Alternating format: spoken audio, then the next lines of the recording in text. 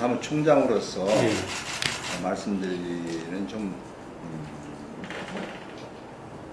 부적절합니다만은 당의 입장은 문창극 총리의 어떤 인사청문회 요청에 밀려서 사실상 다른 내각에 대한 검증이 제대로 지금 안 이루어지고 있는 상태예요. 워낙 문창극 후보의 문제점이 많이 있다 보니까 가려서 그래가지고 최근 들어와서 이제 문창극 후보에 대해서 어느 정도 결정이 되고 난 뒤에 이병기 국정원장이라든지 김명수 교육부총리라든지 이런 분들도 문제가 없어서 그런 건 아니었거든요.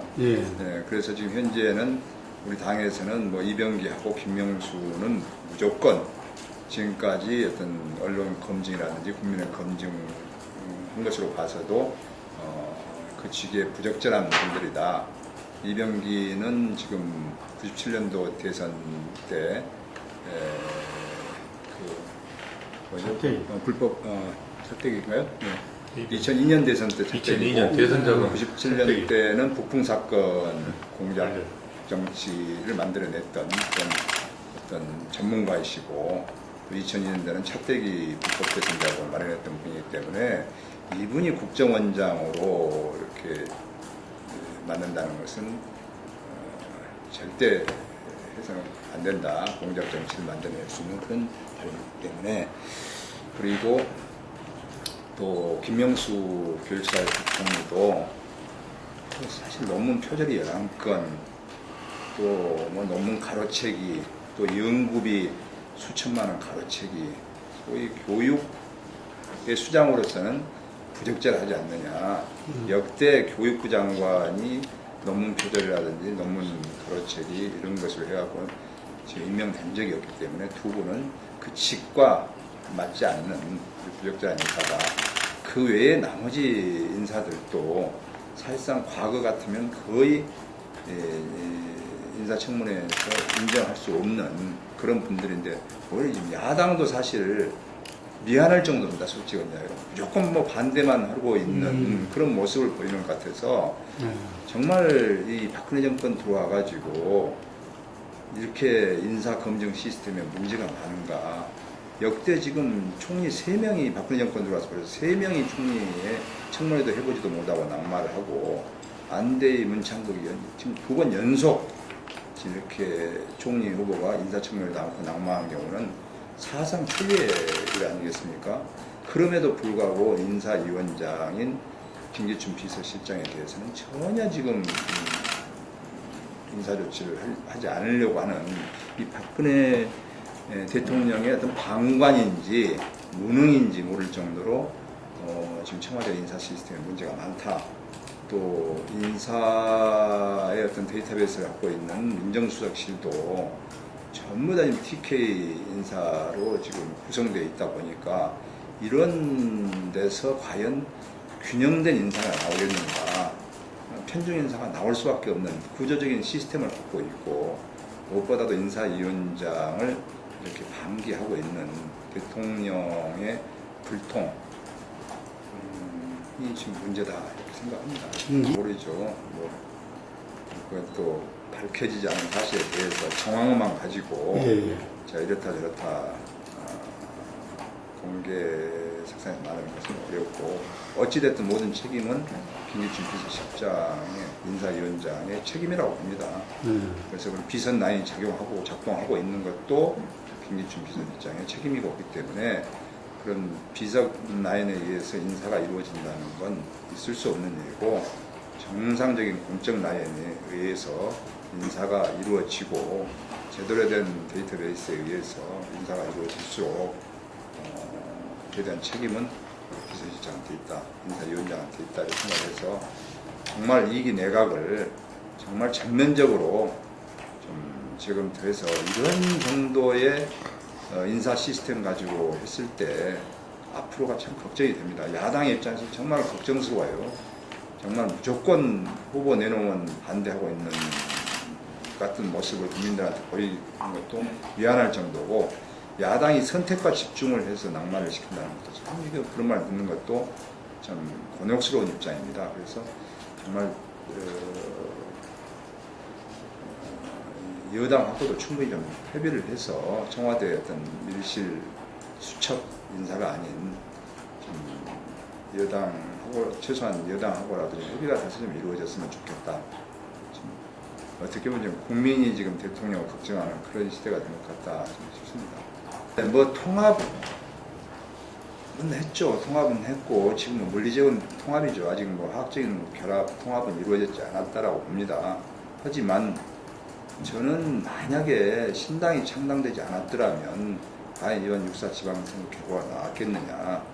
사실 우리가 돌이켜보면 4개월 전만 하더라도 우리 민주당 지지율은 한 10%대밖에 되지 않았습니다. 거기에다가 안철수 신당이 나온다고 했을 때 이게 후보 어떤 분열로 인해 가지고 새누리당 40% 이상의 지지율을 갖고 있는 대통령 뭐 60% 이상의 지지율을 갖고 있는 이 거대 여당에 맞서 싸울 수 있는 여건도 전혀 되지도 않은 상황이었습니다. 그래서 정말 극적으로 안철수 김한길 대표의 어떤 통큰 어떤 결단과 전 양보로 인해 가지고 저는 신당이 만들어진 것이 그래도 6.4 선거를 한번 해볼 수 있었던 그런 정황이 됐기 때문에 저는 신당 창당에 대해서는 대단히 잘 됐다. 하지만 지금 신당 창당을 이래가지고 모든 것이 지금 당내 조직이라든가 운영이 아직 지금 공동체제를 유지하다 보니까 시도당이라든지 이런 것에 대해서 공동위원장, 공동사무처장 하다 보니까 상당히 운영에 있어서 지금 어렵다라는 것은 솔직히 시인하고 지금 6.4 지방선거 체제로 계속 가다가 지금 바로 지금 끝나자마자 730 보궐선거 체제로 가기 때문에 아직 내부적인 운영이라든가 인사라든가 이런 것이 정기 인사가 이루어지지 않고 있다 보니까 지금 물리적으로 통합된 상태에서 지금 화학적 결합이 잘 이루어지지 않고 있다라고 생각하고 시인하고 이런 것은 서로 이렇게 자주 이렇게 대화를 통해서 어떤 신뢰가 좀 쌓여졌을 때 서로 간 신뢰가 쌓여졌을 때 지분 문제라든가 이런 문제가 또 인사 문제가 다 해결될 수 있다 이렇게 생각합니다. 지금 지역위원회도 없고, 그런다고 상층도 지금 그 중앙위원회나 강무위원회가 잘 구성이 안 돼 있고 모든 것이 지금 최고위원회 지금 위임이 되어 있는 상태고 또 지역으로 봐서는 지역위원회도 지금 아직 없는 상태에서 시도당 창당만 몇 군데 지금 해놓은 상태죠. 아직 그 지역위원회가 운영이 안 되고 있기 때문에 그런 상황에서 지금 큰 선거를 지금 치러야 할 상황이 왔기 때문에 사실 모든 것은 지금 정기 인사부터 시작해서 그런 그 구성 문제는 730 보궐선거 이후에 하는 것을 지금 이렇게 좀 재보선 이후에 하는 거죠. 사고 지역위원회도 한 20여 군데가 사고 지역위원회가 돼 있고 출마 안 되라든지 이런데 그렇지만 그래서 그런 데에 대해서는 조방특위를 7월 보궐선거 끝나고 나서 해야 될 것 같습니다. 세월호 참사를 앞에 두고 선거 결과를 가지고 여야가 우리가 승리했다, 패배했다 말하기는 참 곤욕스럽죠. 나는 뭐 누구의 승리든 누구의 패배도 아니다고 봅니다. 되게 뭐 무승부다 이렇게 지금 다 언론에서도 외부에서 평가하고 있는데 거기에 대해서 세월호 참사로 인한 영향도 있었기 때문에 그에 대해서 우리가 잘했다 잘못했다 말하면 상당히 좀 부적절하고 곤욕스러운 면이 없지 않아 있습니다. 단지 지금 박근혜 정권 출범 1년 3개월입니다. 이제 과거의 사례를 굉장히 오래된 것 같은데 1년 3개월. 과거의 지방선거를 봤을 때 김대중 대통령 98년도 지방선거가 김대중 대통령 3개월 만에 3개월 만에 돼서 대개 임기 5년 대통령 임기 5년 중에서 2년 반 이전에는 아주 여당의 승리고 보통 3년이 넘어가고 4년째 될 때는 야당이 승리한 그 지방선거 결과가 좀 나와 있습니다. 그런 것을 봤을 때 지금 이 박근혜 대통령 1년 3개월이라고 한다면 그 지지율 60%를 한다면 거의 여당이 승리를 해야지 맞다라고 생각합니다. 그런데도 불구하고 물론 세월호 참사의 영향도 있었고 해서 이 8대 9의 결과라고 한다면 저는 여당이 승리라고 보지 않습니다. 야당도 패배했다라고 이렇게 이야기한다면 전 새누리당은 참패했다고 저는 평가를 하고 싶습니다. 그리고 안산의 그 투표율 같은 걸 보게 되면 안산은 4년 전 지방선거 때의 투표율이 46%였거든요. 근데 이번 6.4 지방선거 투표율은 48% 정도에서 어떤 지역민들의 표심이 이렇게 선거에 얼마만큼 반영됐는지 이어졌는지 그것에 대해서는 제가 좀 더 검토를 해봐야 된다 이렇게 생각하고 있고, 이번 선거 결과에 대해서는 누가 승리했다라고 지금 볼 수 없기 때문에 더더욱 7.3.5 보궐선거가 대단히 중요하다 이렇게 생각합니다. 예, 이번 7.3.5 보궐선거는 현재는 14석, 그리고 26일 결과에 따라서 16석까지도 지금 내다보고 있습니다. 수도권과 충청권이 10석, 그리고 영남이 2석, 호남이 4석이죠. 그럼 영호남을 좀 제외한다면 10석입니다. 그래서 16석 중에서 저희 7.30 보궐선거의 우리 새정치민주연합의 목표라고 한다면 일단은 그 새누리당의 과반 의석 저지죠. 과반 의석 저지를 그럼 그러면 16석이 되면은 4석 146석인데 4석도 안 주겠다. 목표고, 이제 2차 목표는 수도권과 영호남을 제외하고 나머지 10석 아니겠습니까? 10석 중에서 과반 의석을 차지해야죠. 반 절반 이상의 승리를 가져와야 6.4 지방선거의 8대 9에 맞춰준다 이렇게 봤을 때 최소한 절반 정도를 수도권, 충청까지 가져오는 것을 목표로 지금 하고 있습니다. 공천이 정말 중요하죠. 근데 과거의 보궐선거, 재보궐선거에서는 경선이 없었죠. 관행적으로 보면 재보궐선거는 전략공천이 그렇죠. 대부분이었습니다. 근데 이번에 워낙 규모가 크다 보니까 미니 총선이다 보니까 또 경선이 치열해지고 이렇게 되는 것을 봐서는 우리 새정치민주연합의 지지율이 우세한 곳, 강한 곳은 어차피 후보가 많이 몰릴 수밖에 없기 때문에 경선할 수밖에 없는 그런 상황이 될 것 같고요. 아무래도 지지율이 열세인 지역은 전략공천, 새로운 참신한 인물을 영입하는 그런 방법, 또 그나마도 불가능할 때는 또 새누리당의 그 공천을 도와가면서 맞춤형 공천, 공천을 그게 이제 전략 공천이죠. 맞춤형 공천이라는 것이 전략적으로 판단을 해서 결정할 수밖에 없지 않냐. 이렇게 이제 수도권 지역은 지역 연고 개념이 좀 적잖아요. 그런데다가 이번에도 우리가 수도권은 전략 공천하겠다 이렇게 발표했다가 최고위원 몇 분들이 좀 반대를 해서 다시 공모를 전체를 다 했는데요.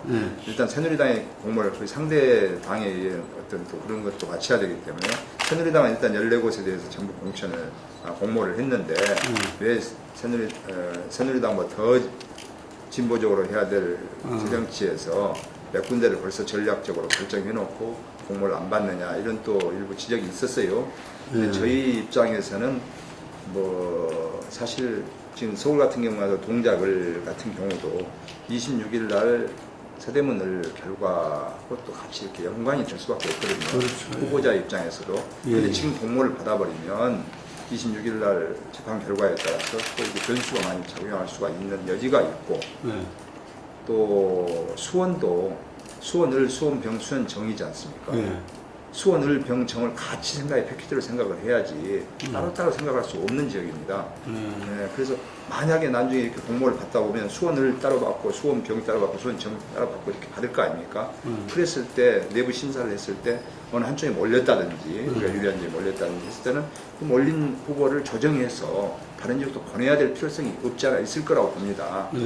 그렇게 했을 때 또 이제 후보들 간에 절차상의 문제를 가지고 왜 저 사람은 우리 지역에 신청도 안 했는데 이쪽으로 보냈냐 안 보냈냐 이렇게 해가지고 또 내부적인 갈등이 있을 수 있는 소리가 대단히 많습니다.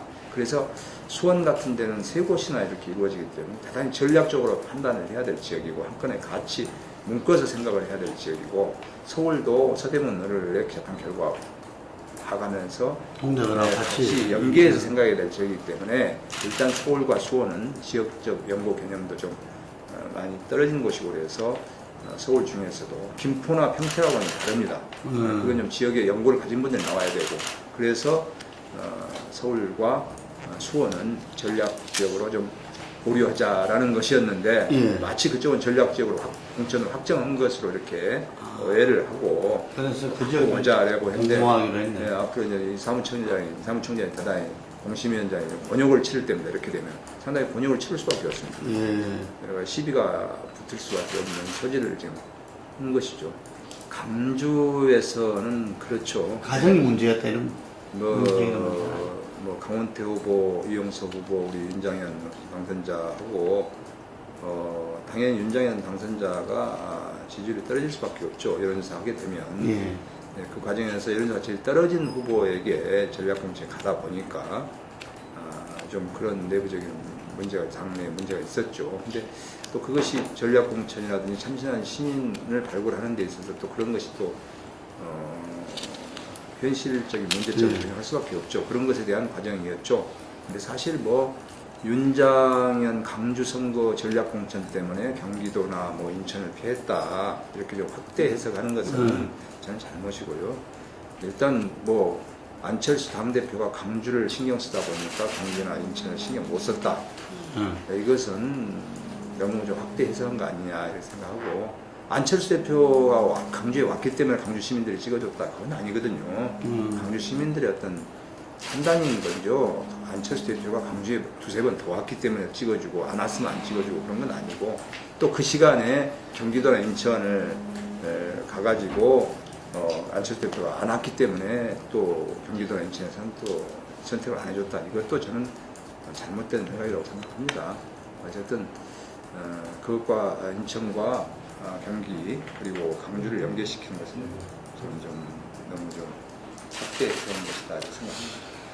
안철수 총리를 떠나서 예. 안철수 대표도 아마 처음 선거를 치르는 거 아니겠습니까? 처음 선거, 이렇게 선거 지원부서라든가 대표로서의 역할을 처음 이번에 선거를 치르다 보니까 많은 것을 느꼈을 겁니다. 현실 정치에 대해서.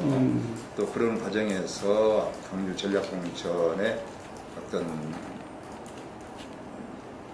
핵심으로서 지목받는 것에 대해서도 상당히 본인으로서는 곤욕스러웠을 것이고, 또 그에 대한 선거 결과에 대해서도 또 책임 문제가 따르기 때문에 상당히 힘들었을 것이다 이렇게 생각을 하면서, 정말 대표로서 책임감이 얼마나 무섭고, 또 정치라는 데가 정치에 대해서 많은 것을 느끼셨을 것이다 라고 생각하고, 아마 뭐 대권 후보로서 730 보궐선거 때나 그때도 상당히 어려움을, 만약 강주시장 후보가 안 됐더라면 상당히 굉장히 안철수 대표로서는 좀 타격이 컸을 것이다. 개인적으로도 이런 걸 생각했을 때, 또 그거에 대해서 730 보궐선거에도 그런 것이 이어지지 않나라는 것이, 지도부에서 어떤 전략 공천에서 이어지지 않나라는 것에 대해서 지금 뭐 당뿐만 아니라 국민들도 다 지켜보고 있기 때문에 어떻게 보면 소탐대시 할 수 있는 그런 것에 대해서 신경을 많이 쓰실 것이다. 오해를 받지 않으려고 해야 될 것이다. 그래서 뭐 소위 내 사람 신기라든가 이런 것이 뭐 본인은 그게 아닌데 그렇게 외부에 보여질 수 있는 가능성을 만들어줄 수 있기 때문에 이번 6.4 지방선거에서 안철수 대표는 많은 것을 확인하고 느꼈을 것이다. 어려웠을 것이다. 그런 생각을 합니다. 예. 그러니까 아까 제가 말씀드리다시피 안철수 후보를 생각해서 강주 시민들이 이 윤장현을 선택해줬다. 저는 그렇게는 보지 않습니다. 물론 그런 것도 있겠지만 뭐 안철수 대표의 어떤 대권 후보를 생각해서 안철수의 입장을 생각해서 그건 잘못이죠.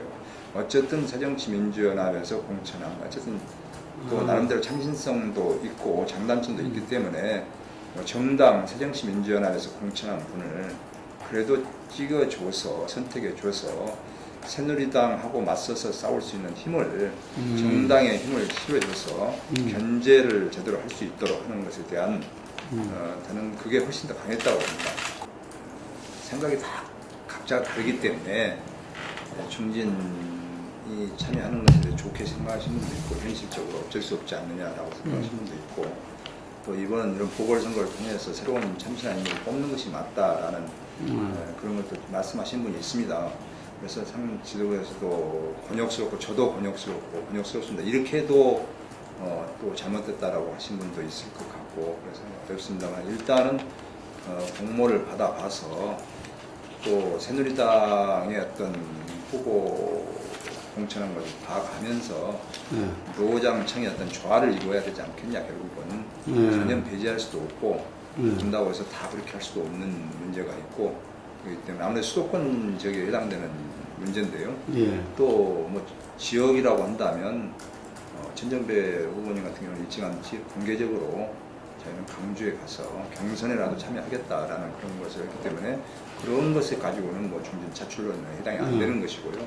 수도권에서 이제 우리 당의 후보가 좀 너무 약하다든지 또 상대 후보가 너무 강하다든지 이런 것에 대해서는 전략적으로 좀 판단할 필요는 있다라고 봅니다. 있다라고 보고 그런 것에 대해서는 그래서 전략적인 판단이 필요하고 전략 공천이 필요하다 하는데 새누리당에서도 뭐 오세훈, 뭐 김문수, 뭐 소위 김황식에서 호화분단을 뭐 이렇게 뭐 거론이 됩니다만은 이번 월드컵을 보면서 피파 랭킹 1위인 참 스페인 무적 현대가 뭐 예선에서 탈락하는 것도 오히려 그런 호화분단을 내세운 것이 패배라는 말도 있어요. 상대방이 전적을 다 파악을 하고 있기 때문에 그게 맞춤형 전략을 해서 공천할 수 있기 때문에 꼭 중진 차출론이 좋다, 국민들이 좋게 본다라는 것은 또 아니기 때문에 그것은 지도부의 판단과 또 새로운 인물을 영입하는 데 있어서의 어떤 여러 가지 어려운 것을 다 가면서 그때그때 결정을 해야 될 문제가 아닌가 싶습니다. 이건 상대 봐가면서 전쟁 아닙니까? 어쨌든 후보를 내세우는 것 자체가 권투시합에서도 이렇게 상대를 봐가면서 내놓듯이 대진을 잘 짜야죠. 대진표를. 국민이 심판해주고 국민의 민심이 이제 어느 정도 지나면 분노로 바뀔 거라고 생각합니다. 지금 세월호 참사가 경고를 보냈지 않습니까? 그런 뒤에 지금 세월호 참사에서 유병원 지금 뭐 수색작전에서 뭐 5억 원 상금을 걸고 지금 뭐 그냥 반상회까지 하고 막 완전히 검경을 다 동원했지 않습니까? 후방에서 지금 찾고 있고 전방에서는 더군다나 지금 또 뭐 총기 난 사람들 나가지고 군대 보낸 부모들이 지금 가슴을 쓰러졌죠. 전후방이 다 뚫려가지고 완전 군 검경이 지금 전후방에서 지금 완전 계엄 사태나 준하는 그래서 국민들이 얼마나 지금 불안해하고 있습니까? 아무것도 이뤄내지 못하지 않습니까? 전후방이 다 불안합니다. 그것다 국정원, 청와대 뭐 지금 인사 시스템은 완전히 지금 무너져가고 있고 정홍원 총리가 지금 사퇴 의사를 밝힌 지 벌써 2달이 됐습니다. 이런 상황에서 뭔 국정이 제대로 운영은 되겠습니까? 지금 국민들은 어마어마하게 불안하게 하고 있습니다. 일단 원전 또 뭐 또 시험 성적서 유조 변조 또 나왔지 않습니까? 원전도 터지고 있고 뭐 지금 국민 불안 문제, 이거에 대한 국정 무능 문제, 거기에다가 본인은 또 거기에 대한 불통, 독선 이게 이어지고 있기 때문에 저는 민심이 지금 이번 인사청문회 같은 경우도 국회에서 하기도 전에 벌써 언론에서 심판이 끝나버리고 국민에서 심판이 끝났다고 봅니다. 이건 청문회 깜도 안 된다는 식으로 지금 국민들이 검증한 거 아니겠습니까? 진짜 지역에 내려가서 이렇게 대화를 국민들하고 나눠보면 거의 8대2 정도로 국회 잘못에 치우친 게 아니라 이런 사람을 후보자로 내정한 것에 대한 분노가 더 셉니다. 청와대가 도대체 이런 국민의 민심을 알고 있는지 모르겠는데 모르겠습니다. 상식이 통하지 않을 것 같아요. 그래서 나는 이 국민들이 민심이 저는 이 경고를 지나게 됐을 때 고쳐지지 않으면 저는 민심이 분노로 이어질 것이다. 그래서 급격하게 지지율이 떨어질 것이다. 빨리 대통령이 어떤 인사 시스템이라든지 제2 내각을 다시 좀 쇄신하는 모습을 보여주고 국민하고 소통하는 만기 침남이 아닌 지금 만사 범람입니다. 만사 범람. 이 만사 범람의 어떤 국정을 빨리 이걸 좀 제대로 좀 만들어줬으면 좋겠다는 것을 당부드리고 싶습니다. 워낙 지금 그 집권 이 정부와 여당이 이렇게 해외니까 오히려 걱정을 하시는 거 아니에요? 야당 나라를 위해서는 모든 거 대통령이 다 챙기는 이런 국정 운영에서 정말 책임 총리라든지 책임 장관들을 해서 지금 온통 지금 지금 사방팔방으로 지금 국가 이렇게 위기에 처해 있는데 그걸 전부 본인이 챙기려고 한다면 문제가 있다고. 여러 가지로 어려운 시기에 능력이 부족한 제가 사무총장이라는 중책을 맡았습니다. 국민 여러분들께서 우리 새정치민주연합을 키워주셨고 많이 성원해 주셨습니다. 이번 730 보궐선거에서도 우리 새정치민주연합이 좋은 후보를 낼 수 있도록 국민 여러분들께서 많은 관심을 가져주시고 또 성원해 주셔서 우리 새정치민주연합이 박근혜 정권의 어떤 불통 정권, 독선 정권에 맞서서 싸울 수 있는 힘을, 견제할 수 있는 힘을 우리 새정치민주연합에 실어주셨으면 대단히 고맙겠습니다. 지금 국민의 눈높이에 맞춰서 제1야당으로서 수권정당이 될 수 있도록 최선의 노력을 다해 나가겠습니다. 감사합니다.